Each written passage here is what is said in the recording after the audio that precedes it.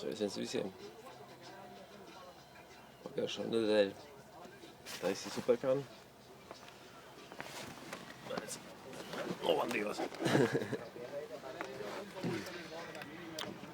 Bija vācinieks. Atkal normāli apdaudzījos. Uz rampas laikam vienmēr, kad nokrīt kaut kas jocīgs. Izmežģīju kokslocītavu plaukstē un kaut ko normāli atsitu. Likās, ka viss jau sāk pāriet. Sāk līmēt uz locītavas plāksteri, lai ierobežotu kustības.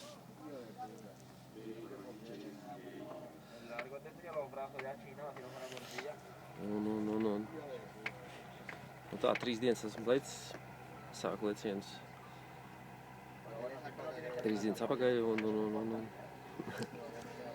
iesūtēs uzreiz taisīju to pašu trīku, ar kuru nokritu, lai salauztu sevī kaut ko. Un šodien lecu treniņu un triki visi kā normāli sanāk, bet elkonis sāk kaut rādīt problēmas.